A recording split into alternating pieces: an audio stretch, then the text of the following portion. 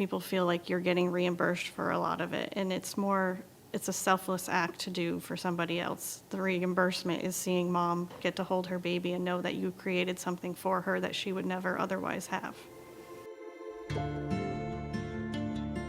My name is Bobbi Hutchins, and I'm from Benson, Vermont.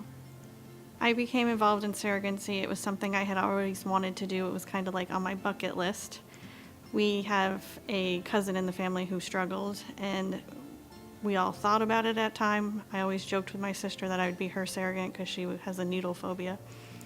And then she decided to get involved with the agency, and I kind of sat back and watched her through the process and then decided that I was ready to try it.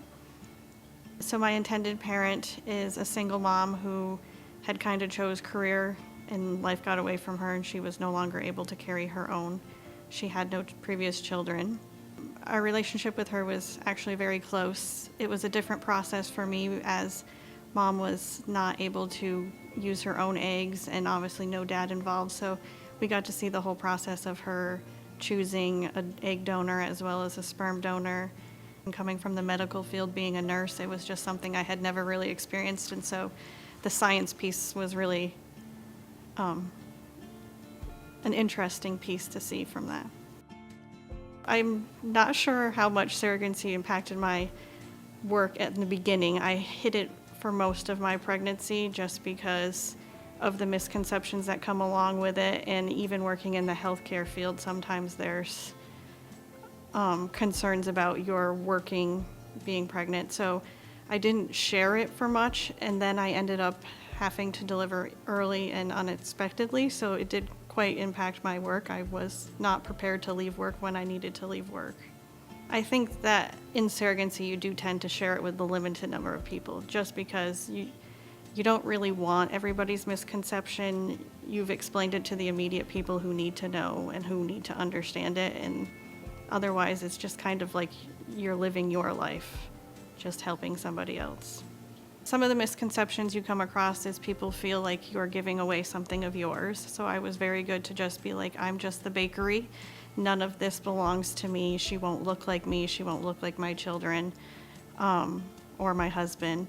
For my family prior to this, we had 3 children, 12, 9, and 3. My husband and I had decided that we were done having children at that time, and it was something I had always wanted to do. My pregnancies were pretty easy, so he was on board.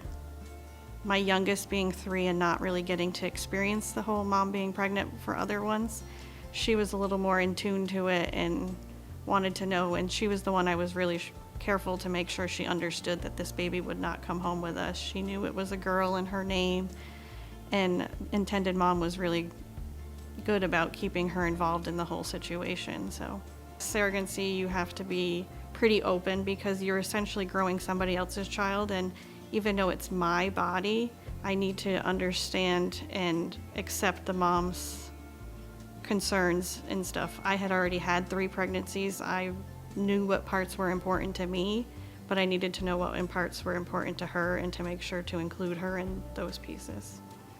At the end of my pregnancy, it was a little rushed. I ended up needing to be delivered 6 weeks early, and the baby needed to end up spending time in the NICU. Mom was fortunate enough to make it to us from Maine, and she got to see the birth. It was great to see them together, but with the emotional piece that I had as being full of hormones and stuff, you do go through a period of feeling like I didn't do enough for them. Like I had kind of was annoyed with my body for giving up so soon. She stayed in the NICU for 6 weeks. We came up to Burlington and saw the mom. I got to go in and hold her multiple times while she was in the NICU. I actually chose to provide her with breast milk through the first 3 months of her life, so I came up multiple times throughout the week to bring up the breast milk so that she could be given that while she was in the NICU as well. So I got to see mom experience it all, and she really did thrive and was a really healthy baby for the NICU kind of sense. She was huge in that little NICU compared to some of the other babies, and she really did thrive well. I do have a relationship with them. It's much different than we had previously discussed, just because I was fortunate enough to deliver right before COVID, and them being in a different state and me working in healthcare, it limited my ability to visit and stuff, but we do share pictures all the time. We check in and talk about things. Even she'll check in on my own children and be like, how's your son doing? His birthday's coming up and stuff like that. It was great working with the Surrogacy Network. Not something I could have ever done on my own, just for the sake of the lawyer piece is massive. And at the time of my pregnancy, New York did not honor surrogacy, and we live right on the border. So I never would have known the pieces of not being able to travel into New York and all of that. So without the Surrogacy Network, I don't think I would have been able to do this. Someone considering surrogacy, it's one of the most selfless things you can do. My #1 job in life is being a mom, and I could not imagine not having that piece. So for me, it was a no-brainer to be able to give somebody else to experience that. And that's something you can never change. Like, they will forever know what it's like to be a mom, and that's the best gift in life.